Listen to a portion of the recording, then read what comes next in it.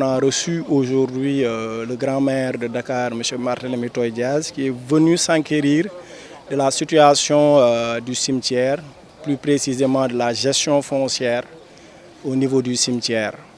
Vous n'êtes pas sans savoir que depuis le 31 mars 2022, M. le maire nous avait donné instruction de suspendre toutes les réservations au niveau du cimetière.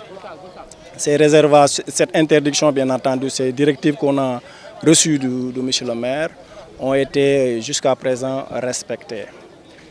Maintenant, ce qui se passe au niveau du cimetière, c'est qu'il y a effectivement un stock de réservations qu'on a trouvé ici. Les titulaires viennent en masse pour pouvoir donc aménager les espaces qu'ils avaient déjà réservés légalement. Donc ces gens qui avaient d'espace déjà payé au niveau de la perception, les quittances de réservation et autres. Aujourd'hui, le maire revient sur site et réitère son interdiction, sa décision de suspendre jusqu'à nouvel ordre ces réservations au niveau du cimetière.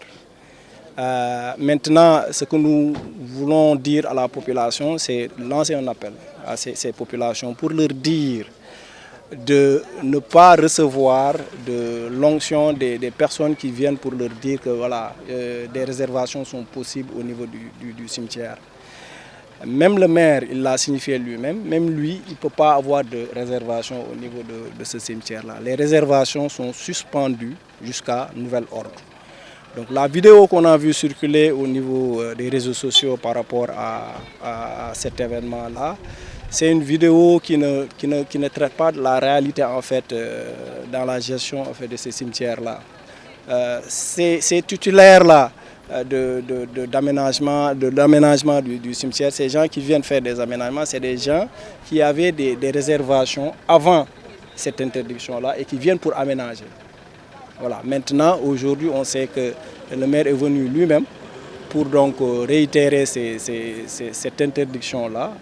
Et je crois que les agents qui sont autour de moi, les gestionnaires, les chefs du bureau du cimetière et des pompes funèbres, ont aujourd'hui reçu cette directive de vive voix du maire. Et le suivi sera fait au niveau de ce cimetière-là. Prochainement, nous allons donc installer de la vidéosurveillance pour accroître la sécurité parce que le maire a profité de cette visite-là pour quand même s'enquérir également de l'état d'avancement, de l'aménagement qu'on est en train de terminer au niveau des cimetières qui concerne la sécurisation du cimetière par la réfection des murs de clôture, l'embellissement également, l'aménagement du parking pour faciliter la circulation à l'extérieur comme à l'intérieur du cimetière, en soutien de ce qu'il avait déjà fait à l'intérieur, c'est-à-dire l'aménagement des allées pavées et l'éclairage qui ont été réceptionnés depuis l'année dernière. Donc les travaux vont se poursuivre. Il est prévu l'installation d'un système de vidéosurveillance sous peu pour pouvoir donc assurer la sécurité à l'intérieur comme à l'extérieur du cimetière et accroître la surveillance sur la gestion foncière parce que ce sera un système qui sera centralisé depuis la DST, la Direction des services techniques.